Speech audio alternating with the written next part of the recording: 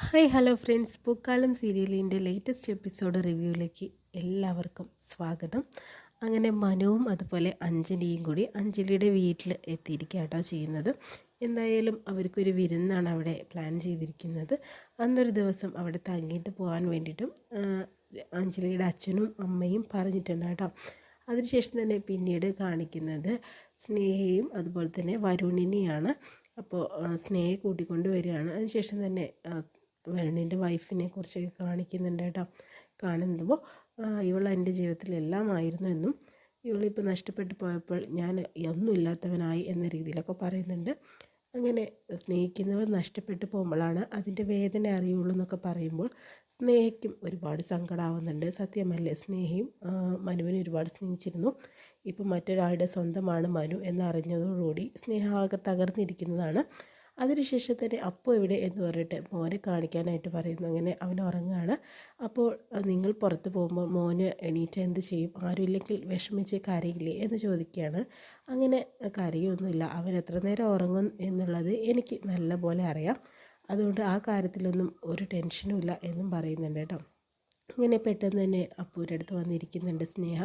തലയിൽ തൊട്ടൊഴിയുന്ന സമയത്ത് തന്നെ അവരോട് പറയുന്നുണ്ട്, ഞാനും അവൻ്റെ അമ്മയും കൂടി ഒളിച്ചോടി വന്ന് കല്യാണം കഴിച്ചതാണ്.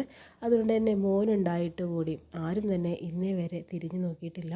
അവൾ പോയപ്പോൾ ഞാനും മോനും ഒറ്റയ്ക്കായി. മോനുള്ളത് കൊണ്ട് മാത്രമാണ് ഞാൻ ജീവിക്കുന്നത്, അല്ലെങ്കിൽ ഞാൻ ജീവിക്കില്ല എന്നൊക്കെ പറയുന്നുണ്ട് കേട്ടോ. പെട്ടെന്ന് തന്നെ അമ്മേ എന്ന് വിളിച്ചിട്ട് അപ്പു എണീക്കുന്നുണ്ട് കേട്ടോ. അപ്പോൾ പറയുന്നുണ്ട്, മോനെ അമ്മയല്ല അത് ആൻറ്റിയാണ്, അല്ല അമ്മയാണ് എന്ന് തന്നെ തറപ്പിച്ച് പറയുന്നു.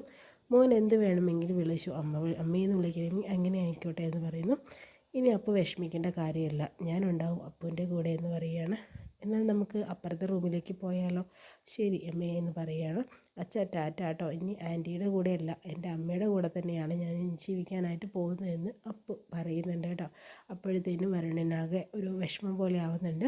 അതിനുശേഷം വീണ്ടും കാണിക്കുന്നത് അഞ്ജലിയുടെ വീട്ടിൽ തന്നെയാണ്. അഞ്ജലിയുടെ അമ്മയാണെങ്കിൽ മഞ്ഞളിട്ട പാല് അഞ്ജലിക്ക് വേണ്ടി തയ്യാറാക്കുക കേട്ടോ ചെയ്യുന്നത്. എന്നിട്ട് ചോദിക്കുന്നുണ്ട്, 2 ഗ്ലാസ്സിലായിട്ട് എടുക്കണോ മോളെ എന്ന് ചോദിക്കുമ്പോൾ വേണ്ട അമ്മേ, ഒന്നിലും മതി. അപ്പോൾ മനസ്സുകൊണ്ട് അഞ്ജലി പറയുന്നുണ്ട്, എന്തിനാണിപ്പോൾ 2 ഗ്ലാസ്സൊക്കെ, ഞാനല്ലേ പാല് കുടിക്കുന്നുള്ളൂ, വേറെ ആരാ. അപ്പോൾ ഒരു ഗ്ലാസ്സിൽ തന്നെ അമ്മ പാലെടുത്ത് കൊടുക്കുന്നുണ്ട്. അതിനുശേഷം തന്നെ നീ പോകാൻ വരട്ടെ, എന്തായി കാര്യങ്ങളൊക്കെ, അവിടെ പോയിട്ട് നിൻ്റെ ഈ കുസൃതികളൊക്കെ നടത്തുന്നുണ്ടോ, അതൊക്കെ അവർക്ക് ഇഷ്ടമാവുന്നുണ്ടോ മോളെ എന്ന് പറയുന്നുണ്ട്.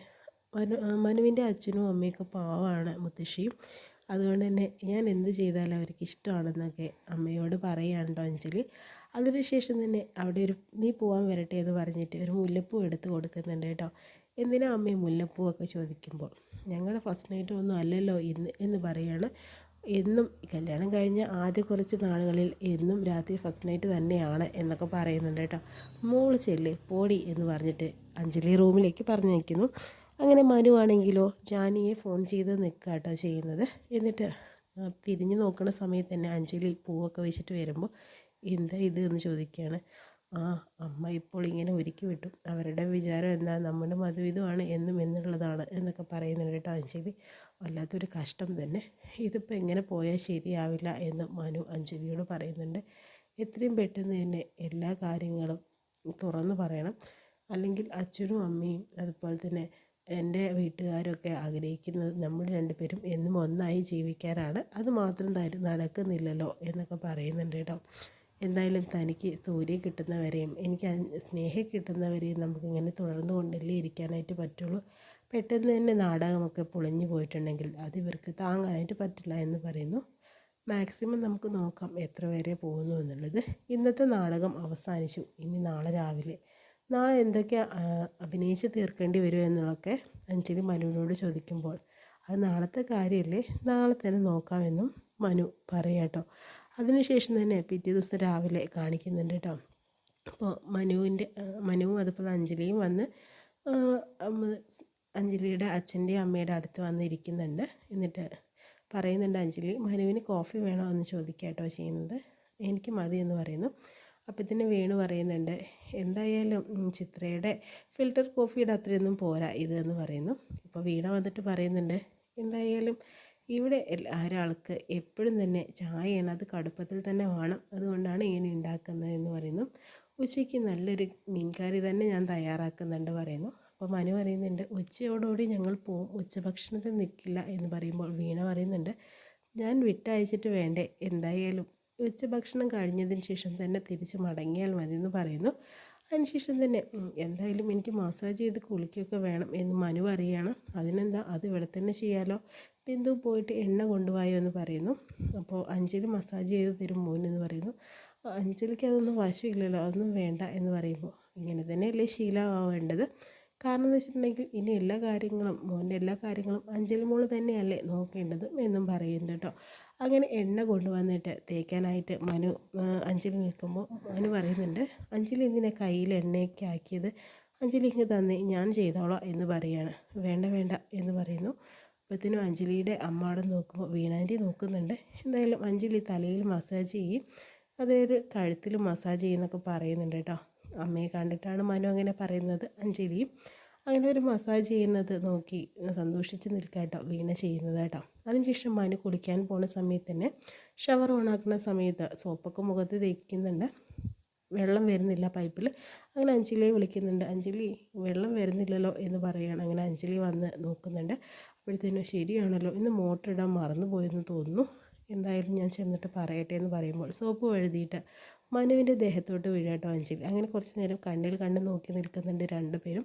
അതിനുശേഷം അവർ മാറി നിൽക്കുന്നുണ്ട് കേട്ടോ. പിന്നീട് എന്തായാലും വീണ പോയിട്ട് പറയുന്നുണ്ട് എന്തായാലും മക്കൾ ബാത്റൂമിൽ കയറിയിരിക്കുകയാണ്, ഇനി ഇപ്പോഴൊന്നും ഇറങ്ങുമോ എന്ന് അറിയില്ല എന്ന് പറയുമ്പോൾ എന്തായാലും താൻ പോയി നോക്ക്, അല്ലെങ്കിൽ ഇന്ന് അവർ വൈകുന്നേരം വരെ ബാത്റൂമിനകത്ത് തന്നെ ആയിരിക്കും എന്ന് പറയുക. അങ്ങനെ തന്നെ വീണ്ടും അഞ്ജലി വിളിക്കുന്നുണ്ട് കേട്ടോ.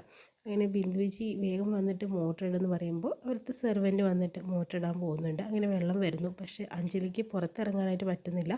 കാരണം വീണ വന്നിട്ട് ആ ഒരു വാതിൽ ലോക്ക് ചെയ്ത് പോകുന്നുണ്ട് കേട്ടോ. അങ്ങനെ ടെൻഷനായി നിൽക്കുകയാണ് മനു, അതുപോലെ തന്നെ അഞ്ജലിയും. അഞ്ജലി പറയുന്നുണ്ട് ഇത് അമ്മയുടെ പ്ലാനാണ്, എന്ത് ചെയ്യാനായിട്ട് പറ്റും, എന്തായാലും മനു കുളിച്ചോ, ഞാനിവിടെ നിന്നോളാം, പക്ഷെ ഞാൻ തിരിഞ്ഞ് നിന്നോളാം, മനു ചെല്ലി, കുളിക്കാതെ ഇതിനകത്തുനിന്ന് പുറത്തിറങ്ങാൻ പറ്റുമെന്ന് തോന്നില്ല, അമ്മ അവിടെ പതുങ്ങി നിൽക്കുന്നുണ്ടാവും എന്ന് പറയുന്നു കേട്ടോ.